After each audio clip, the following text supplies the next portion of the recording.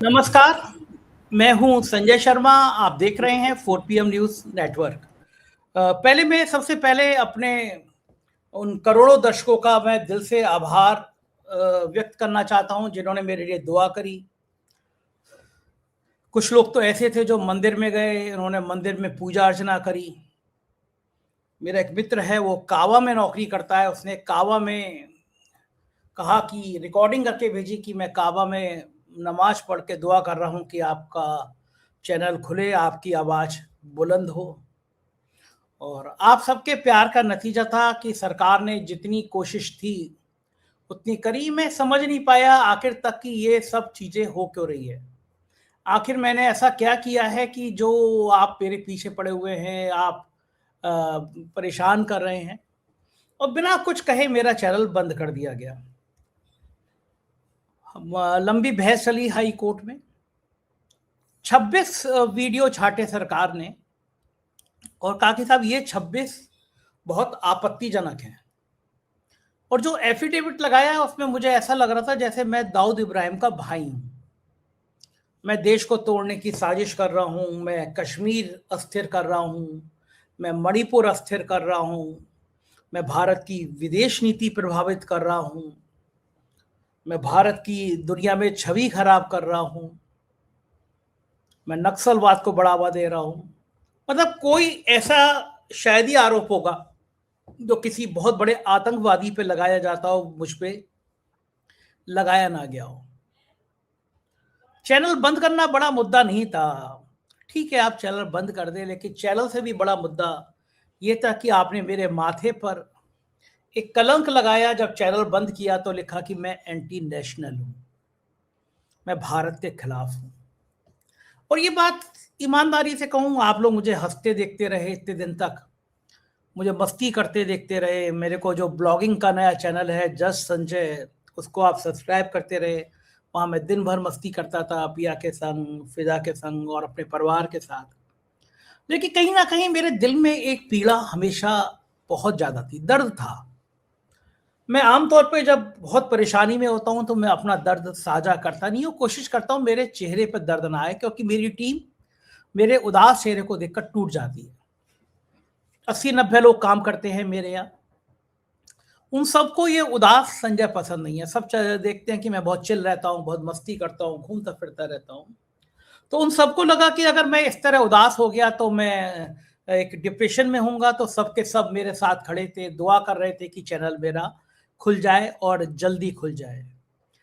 एक लंबी लड़ाई थी और मेरी समझ में ये नहीं आ पा रहा था कि जो 26 वीडियो चिन्हित किए गए हैं इसमें था क्या ऐसा जो सरकार कह रही है कि मैं उनके खिलाफ था। मैं सिर्फ यही तो कह रहा था कि मणिपुर में अगर नग्न करके महिलाओं को घुमाया जा रहा है तो ये किसी भी देश पे, किसी भी सभ्यता पर सबसे बड़ा कलंक है। अगर हमारे देश के प्रधानमंत्री मणिपुर, जलते हुए मणिपुर में नहीं जा रहे हैं तो ये देश पर कलंक है। मणिपुर के चीफ जस्टिस थे, उन्होंने मुझे इंटरव्यू दिया। मणिपुर के चीफ जस्टिस से मुझसे कहा कि उनके घर के सामने गोलियां चल रही थी। ये मैं नहीं कह रहा, ये रिकॉर्डेड है, ये चीफ जस्टिस ने कहा। तो अगर मैं ये बात कह रहा हूं कि ये मणिपुर की हालत चिंताजनक है, प्रधानमंत्री को तुरंत जाना चाहिए, तो ये राष्ट्र के विरोध में कैसे हो गया, मैं कभी नहीं समझ पाया। हमारे देश के एक राज्य में अगर नग्न करके महिलाओं को घुमाया जा रहा हो, उनका अपमान किया जा रहा हो, तो फिर ये देश के खिलाफ कैसे हो गया, मैं कभी समझ नहीं पाया। मैंने कौन सा गलत सवाल किया था? मैंने पूछा था कि पहलगांव में अगर आतंकी आ गए तो कहां से आ गए, हमारी सरकार क्या कर रही थी? 2 घंटे तक वो मासूमों को मारते रहे और हम सोते रहे। गलती किसकी है? किसी की तो जवाबदेही तय करनी चाहिए। तो बताइए ये कश्मीर के खिलाफ कैसे हो गया? मैंने अगर किसानों की बात करी कि 800,000 किसान आत्महत्या कर रहे हैं, सरकार को किसानों के बारे में सोचना चाहिए, तो ये देश के खिलाफ कैसे हो गया? मैंने अगर सवाल किया कि देश के सारे संसाधन पूंजीपतियों को दिए जा रहे हैं, बेरोजगारी दर बढ़ती जा रही है, तो ये देश के खिलाफ कैसे हो गया? मैं तो कह रहा हूं ये सवाल 140 करोड़ के लोगों को पूछना चाहिए। सरकार हमारी है, सरकार हमने चुनी है, ये देश हमारा है। और मैं दावे के संग कहता हूं, जिन लोगों ने चैनल बंद किया, देश के लिए जान देने से लिए वो शायद पल भर सोचेंगे, मुझे भारत के लिए कभी अपनी जान देनी है तो मैं अपने परिवार से जान दे दूंगा। ये देश मुझे अपनी जान से ज्यादा प्यारा है। इस देश की हर परिस्थिति मुझे अपनी जान से ज्यादा प्यारी है। पहली बार ऐसा नहीं हुआ।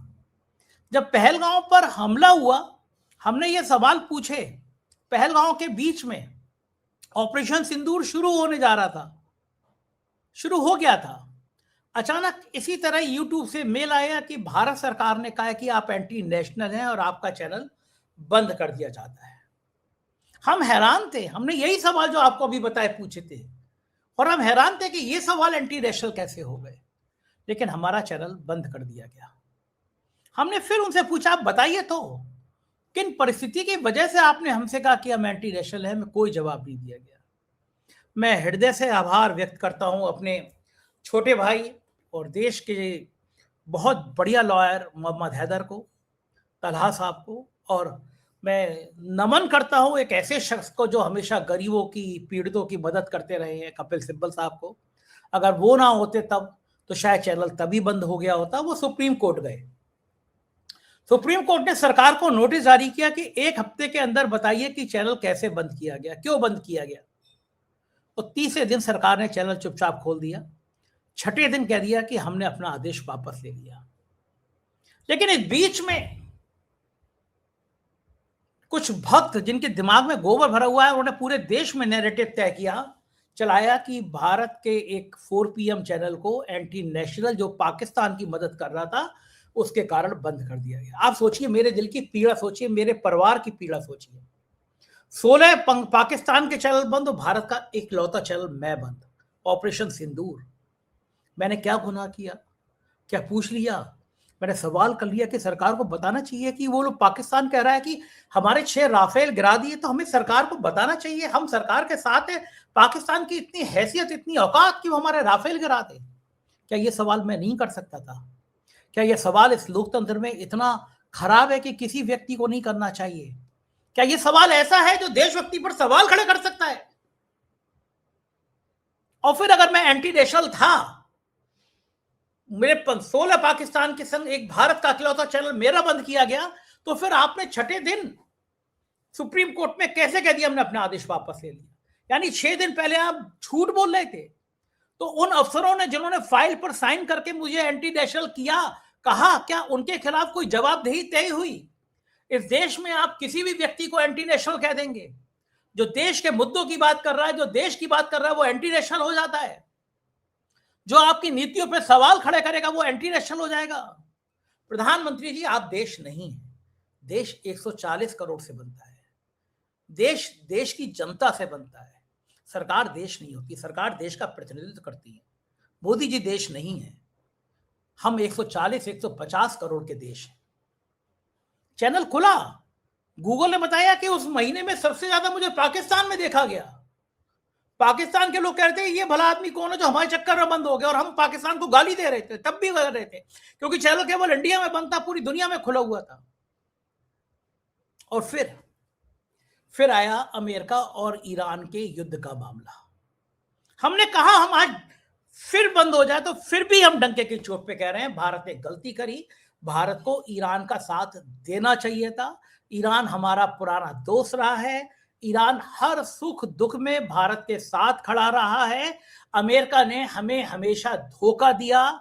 अमेरिका ने हमारे भारतीयों को हाथ पैर में हथकड़ी लगा के वापस भेजा। अमेरिका ने ऑपरेशन सिंदूर में हमारा अपमान किया। मैं डंके की चोट पर फिर वो कह रहा हूं जिसके कारण आपने चैनल बंद किया, कि आपको अमेरिका को कड़ा पत्र लिखना चाहिए था। आपको ट्रंप को कहना चाहिए था कि तुम्हारी हैसियत नहीं है जो तुम भारत का अपमान कर सको। इंदिरा गांधी ने अमेरिका को उसकी औकात दिखा दी थी। इन्हीं बातों पे आपने मेरा चैनल बंद कर दिया। केवल यही बातें थी। ये सिलसिला अब से नहीं चल रहा, ये सिलसिला 2017 से चल रहा है। सरकार बदली मैं कई बार बता भी चुका हूं, लेकिन नए दर्शक है, उनको जानना जरूरी है कि क्या कर रही है सरकार मेरे साथ। 6 महीने बाद एक बड़े अफसर ने बुलाया मुझे, मुख्यमंत्री के करीब ही थे, कहा कि 1000 करोड़ का बजट है सरकार का पत्रकारों के लिए, मीडिया के लिए, हम हर साल 10 करोड़ रुपए देंगे। ये जो पहले पे छापते हो 4 PM का, इसे मत छापो, सरकार नाराज है। मैंने कहा हम अखिलेश यादव के मित्र थे, लेकिन तब भी उनकी सरकार में सबसे ज्यादा लिखने वाले हम थे। शपथ पत्र दे रहे हैं हम, हमसे ज्यादा समाजवादी पार्टी के खिलाफ किसी ने लिखा हो तो हम चैनल बंद कर देंगे, अखबार बंद कर देंगे। उसके कुछ दिन बाद मेरे ऑफिस पे हमला हो गया, 2 गाड़ी भर के लोग आए, ऑफिस तोड़ दिया। अखबार पत्नी के नाम था, एसटीएफ के खिलाफ एक खबर छपी। माफिया भी कमर के नीचे बार नहीं करते, परिवार की महिलाओं के ऊपर बार नहीं करते, लेकिन एसटीएफ के तत्कालीन जो मौजूदा एडीजी हैं अमिताभ यशोर ने मुझ पे और मेरी पत्नी पर क्रिमिनल डिफर्मेशन सूट दायर कर दिया। मुकदमा आज भी चल रहा है। आम आदमी पार्टी के सांसद संजय सिंह मेरे ऑफिस में आए, मैंने उनका इंटरव्यू किया। पत्रकारों को सरकारी मकान मिलते हैं, अभी भी लखनऊ में 500-700 मकान मिले होंगे। पत्रकारों को मुझे भी मिला था। अगले दिन 100 पुलिस वाले लगा के मेरा मकान खाली करा लिया गया। मैं मान्यता प्राप्त संवाददाता कमेटी का वाइस प्रेसिडेंट था, मेरे का मान्यता खत्म कर दी गई, आज भी सेक्रेटरीट पास नहीं है। अमेरिका की यूनिवर्सिटी ऑफ मिशिगन ने मुझे बोलने को बुलाया, भाषण देने के लिए बुलाया, कहा कि हम चाहते हैं कि इंडिया का एक बड़ा जर्नलिस्ट जिसकी बात पूरे देश में सुनी जाती है वो आके हमारे यहां बोले। मेरा वीजा नहीं होने दिया। ईओडब्ल्यू की जांच, एक मैं मना करके आया कि मैं आपके पैसे लेने को तैयार नहीं हूं। फर्जी नाम पर मेरी आर्थिक अपराध अनुसंधान की जांच सेटअप कर दी गई, इनकम टैक्स की स्क्रूटनी करा दी गई, ईडी को मेरी जांच की चिट्ठी लिखी गई, और अभी पता चला 15 दिन पहले फिर मेरे बैंक को ईओडब्ल्यू ने लेटर लिखा है जांच के लिए। कितनी कार्रवाइयां करेंगे आप एक पत्रकार पर? सिर्फ ये कि वो बिक नहीं रहा है, वो अंजना ओम कश्यप, सुधीर चौधरी, रूप का लियाकत नहीं हो रहा है, वो राधिका कुमार नहीं हो रहा है, इसलिए आप उसके बाद एक के ऊपर एक कार्रवाई करते चले जाएंगे। पल भर को भी मैं बेजमीर हो जाता, यकीन मानिए कब का वजीर हो जाता। किसको बुरी लगेंगी करोड़ों रुपए की दौलत? किसको बुरे लगेंगे ऐशो आराम? कौन चाहेगा कि उसकी गाड़ी का पीछे एसटीएफ करे? कौन चाहेगा कि उसको हमेशा फंसाने की साजिश करता रहे? कौन चाहेगा कि उसका चैनल बंद कर दिया जाए? लेकिन जब इतिहास लिखा जाएगा तो ये लिखा जाएगा कि कोई चैनल 4PM ऐसा था तो सरकार की आंख में आंख डालकर सवाल पूछ रहा था। मैं कोई नहीं हूं, मेरी हैसियत नहीं है, मेरी हैसियत आप है।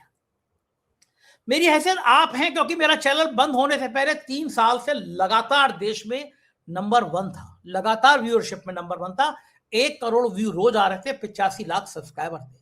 यही बात सरकार को अखर गई, यही बात समुद्र को अखर गई कि एक छोटी सी नाव कैसे उसके ऊपर तैर गई।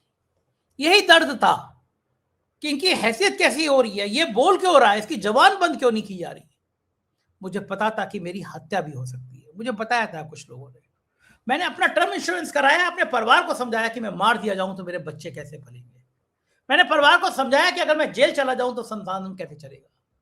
इस मानसिक पीड़ा पे आप एक पत्रकार को डाल रहे हैं और फिर उसका चैनल बंद कर दे रहे हैं, फिर उसके चैनल पर रोक लगा दे रहे हैं। मैं हाईकोर्ट गया, दिल्ली हाईकोर्ट गया, अखिल सिब्बल साहब, कपिल सिब्बल साहब के बेटे, मैं उनका हार्दिक नमन करना चाहता हूं, हार्दिक अभिनंदन करना चाहता हूं कि वो मेरे मुकदमे में हाजिर हुए। हर बार की तरह हैदर भाई और तला साहब ने मेरी रिट तैयार करी, अब्दुल सिब्बल साहब ने रिट में संशोधन किया और पैरवी करी, और उसके बाद माननीय न्यायमूर्ति ने वही सवाल किए जो मैं कह रहा था कि भाई आप 26 वीडियो मुझे बता ही नहीं रहे हो। मंत्रालय की मीटिंग हुई मेरा जवाब सुनने के लिए, मंत्रालय के अफसर क्या कह रहे हैं कि आप ईरान और पाकिस्तान और अमेरिका के लिए कैसे बोल सकते हैं कि हम अमेरिका के दबाव में अमेरिका के लिए क्यों बोल रहे हैं।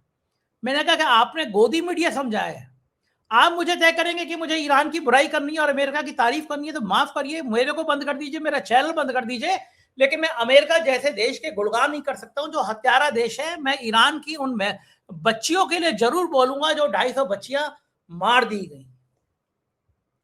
आप बंद कर सकते हो, महात्मा गांधी ने कहा आप मुझे मार सकते हो, मेरी आवाज को नहीं मार सकते। आप सत्य परेशान हो सकता है, पराजित नहीं हो सकता। मेरा न्यायपालिका में पूर्ण विश्वास था, आज ये विश्वास और पुख्ता हुआ। माननीय न्यायमूर्ति जी ने इलाहाबाद हाई कोर्ट, क्षमा कीजिएगा, दिल्ली हाई कोर्ट के माननीय न्यायमूर्ति जी ने चैनल खोलने के आदेश कर दिए हैं। विस्तृत आदेश कुछ घंटों बाद मिल जाएगा। बहुत लोग परेशान थे, इसलिए मैंने सोचा ये लाइव आके बता दूं। अब आपकी जिम्मेदारी है, क्योंकि जब चैनल बंद होता है तो बहुत नुकसान होता है, आर्थिक नुकसान बहुत होता है। 2 महीने 80-90 लोगों की सैलरी होती है। चैनल का एल्गोरिथम नीचे चला जाता है, इसको ऊपर आने में महीनों लगते हैं क्योंकि आपका नोटिफिकेशन बंद हो जाता है। तो मुझे पता है कि 3-4 महीने चैनल को ठीक होने में लगेंगे। आप बस मेरा इतना साथ दे दीजिए, जैसे ही 4 पीएम न्यूज़ का ये नेशनल चैनल खुले, शायद आज रात तक या कल तक खुल जाना चाहिए। एक प्रक्रिया है, कोर्ट का ऑर्डर आएगा, मंत्रालय भेजेगा यूट्यूब को, यूट्यूब फिर उस पे ऑर्डर करेगा। तो इतना साथ दीजिएगा, जब आपको नेशनल चैनल खुल जाए तो उस नेशनल चैनल के लिंक जो हैं अपने सारे मित्रों को भेजिएगा, कहिएगा कि इसको सब्सक्राइब करो, ज़्यादा से ज़्यादा फैलाओ, क्योंकि ये वो चैनल है जो सरकार की आँख में आँख डाल के सवाल पूछता है, डरता नहीं है। मुझे यकीन है कि आपने हमेशा मेरा साथ दिया है, इस बार भी आप मेरा साथ ज़रूर देंगे। दिल से आभार आपका, आपके प्यार का, आपका ये हौसला मैं हमेशा, मुझे भरोसा देता है, एक ताकत देता है, एक ऊर्जा देता है। मैं सभी उन पत्रकार मित्रों का आभारी हूँ, खासतौर से द हिंदू अखबार का आभारी हूँ। द हिंदू एक ऐसा अखबार है जिसमें एक लाइन भी आना बड़ा मुश्किल होती है। उन्होंने फुल पेज मेरे ऊपर स्टोरी करी। मैं बॉम्बे में था, उनके फोटोग्राफर आए, जिस कमरे में मैं बैठा हूँ उस कमरे में उन्होंने फोटो खींचे, फुल पेज स्टोरी करी मेरे पास।